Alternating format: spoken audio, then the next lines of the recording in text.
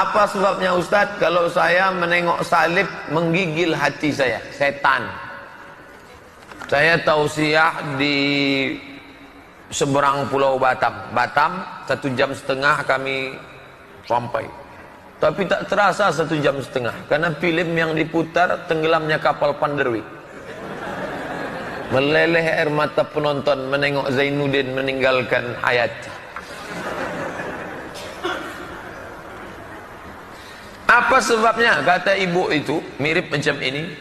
Saya terlalu terbayang salib, nampak salib, jin kafir sedang masuk. Karena di salib itu ada jin kafir. Dari mana masuknya jin kafir? Karena ada patung. Kepalanya ke kiri apa ke kanan? Ada yang ingat kan?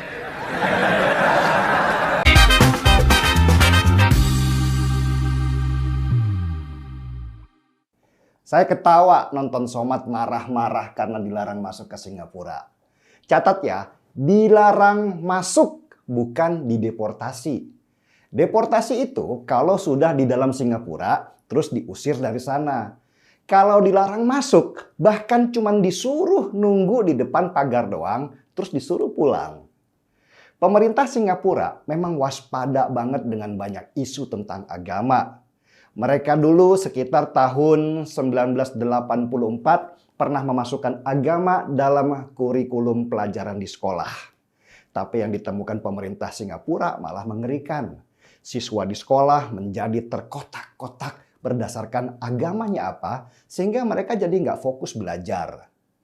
Dari hasil pengkotakan itu, terjadilah ketegangan antara agama di Singapura hanya karena satu agama yang memaksakan kehendaknya pada agama lain, sehingga hampir saja terjadi kerusuhan rasial di sana.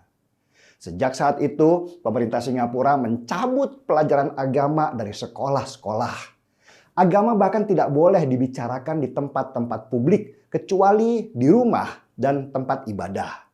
Agama harus ada di ruang pribadi, tidak boleh dipamerkan di ruang sosial. Agama harus dipisahkan dari kehidupan sehari-hari sehingga orang berbaur sebagai warga negara Singapura bukan dari agamanya apa.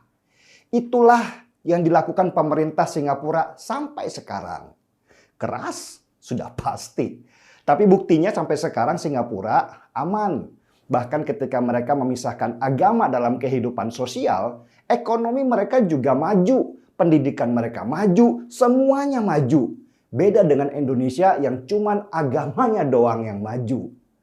Pernah dengar ada kerusuhan rasial di Singapura sejak itu? Nggak ada kan?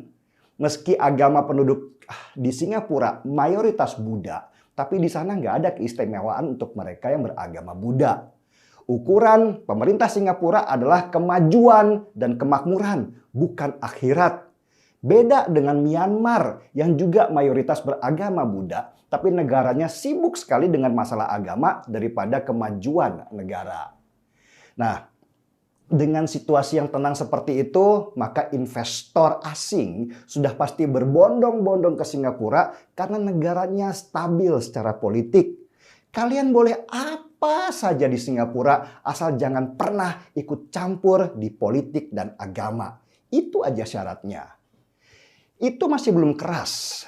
Yang lebih keras lagi ketika Singapura mengeluarkan undang-undang terorisme mereka yang dinamakan Internal Security Act atau ISA.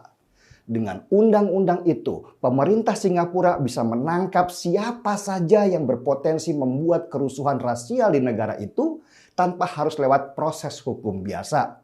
Jadi, baru niat bikin rusuh aja, ketika terdeteksi langsung ditangkap oleh polisi.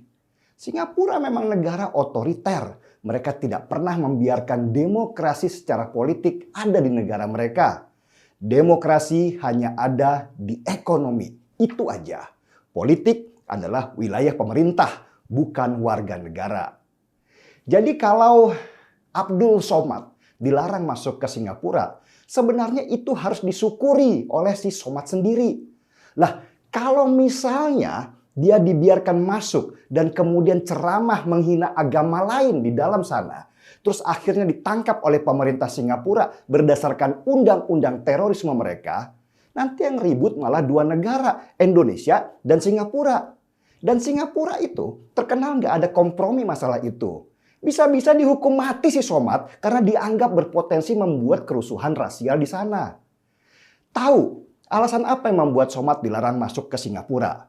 Somad dianggap sebagai penceramah yang suka menghina agama lain, sehingga dikhawatirkan membangun jurang perbedaan di masyarakat Singapura yang multi etnis dan multi agama.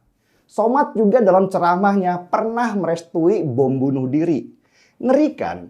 Wah, bisa ditangkap Somad kalau dia ceramah di sana.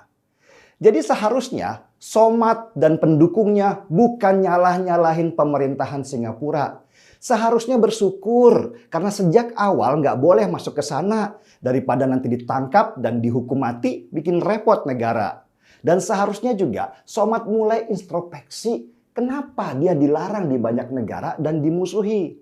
Harusnya mulailah ceramah yang bikin adem hati kalau mau dipanggil Ustadz. Ustadz kok ngajarin bunuh diri? Ustadz apaan tuh? Coba misalnya penceramah agama lain dari NU lah misalnya masuk Singapura. Pasti diterima dengan tangan terbuka. Karena rekam jejak mereka adem ayam aja mengajarkan persatuan antar umat agama dan tidak menjelek-jelekan agama lain. Paham kan, Mat? Harusnya lu paham. Udah gede, masa masih nggak pinter-pinter aja.